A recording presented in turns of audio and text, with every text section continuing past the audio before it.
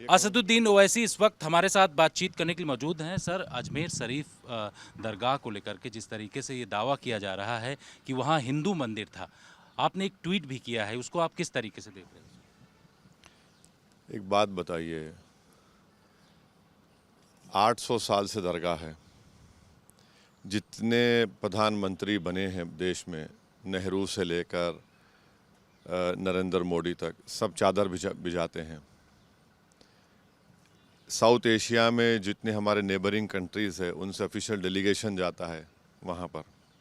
एक महबूब इलाही निज़ामुद्दीन औलिया रहमतुल्लाह अलैह के पास, दूसरा ख्वाजा सुल्तान गरीब नवाज के पास। एक बात बताइए, 800 साल से दरगाह है। मुग़लों का राज था, उसके बाद मराठाओं ने वहाँ पर हुकूमत की, फिर मराठाओं ने 18,000 रुपये में अंग्रेज़ों को बेच दिया उस इलाके को, अजमेर के। फिर जयपुर की जो रॉयल फैमिली है, उन्होंने वहाँ पर एक सिल्वर कलश चढ़ाया था।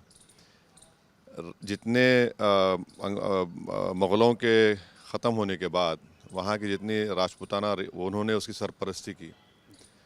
क्वीन एलिज़ाबेथ 1911 में तो हाउस बनाया। अकबर बादशाह था, उसने क़िला बनाया, मस्जिद बनाई। ये हो क्या रहा है कि आप 800 साल के बाद कह रहे हैं कि वो दरगाह नहीं है? क्या मैसेज दे रहे हैं हम भारत का पूरे विश्व में? एक मजाक बना कर रख दिया आप। प्लेसेस ऑफ वर्शिप एक्ट को लोअर कोर्ट क्यों नहीं सुन रहा है? प्लेसेस ऑफ वर्शिप एक्ट को क्यों नहीं मान रहा है? तो इससे तो आप तो देश को एक सोशल प्रॉब्लम्स क्रिएट करेंगे, और ये ठीक नहीं है देश के लिए। ये किसकी वजह से हो रहा है सर?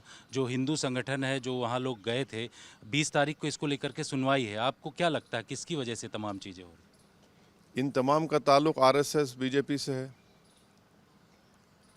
अगर डायरेक्टली नहीं है तो इनडायरेक्टली है। आप क्या मैसेज देना चाह रहे हैं? आपने देख लिया संभल में क्या हुआ, 5 लोगों की मौत हो गई। ये इतनी बड़ी पुरानी दरगाह है, पूरे वर्ल्ड रिनाउंड दरगाह है ये, जहाँ पर करोड़ों लोग बिला लिहाज मज़हब मिल्लत वहाँ पर जाते हैं। उनको एक मोहब्बत है, वहाँ पर जाते हैं, और वहाँ पर आप ये इस तरह की केस डाल रहे हैं। कोर्ट एक्सेप्ट क्यों कर रहा है इन चीज़ों को, समझ में नहीं आ रहा मुझे।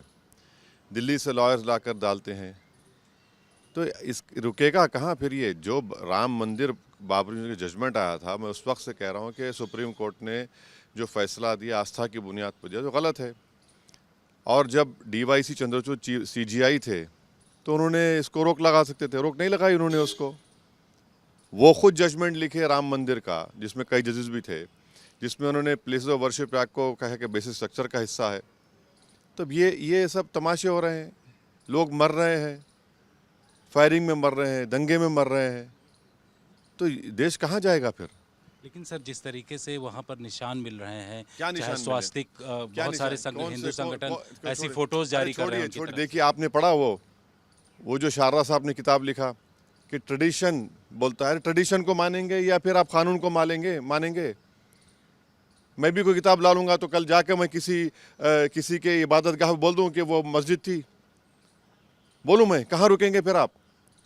अब जब हमने 91 का एक्ट बना दिया, कानून बना दिया, अच्छा इसमें देखिए, मिनिस्ट्री ऑफ माइनॉरिटी अफेयर्स को पार्टी बनाया, और वो दरगाह कमेटी को बनाती है मिनिस्ट्री ऑफ माइनॉरिटी अफेयर्स, दीवान को बनाते हैं वो लोग।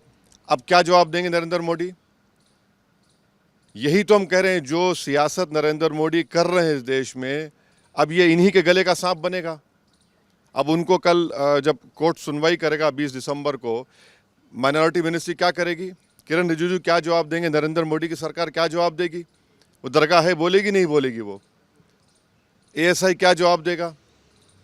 साउथ एशिया के 2 कंट्रीज़ के डेलीगेशन आते हैं, चादर आती है, इंडोनेशिया, मॉरिशस, मालदीव्स, दुनिया के कोने कोने से लोग वहाँ पर आते हैं।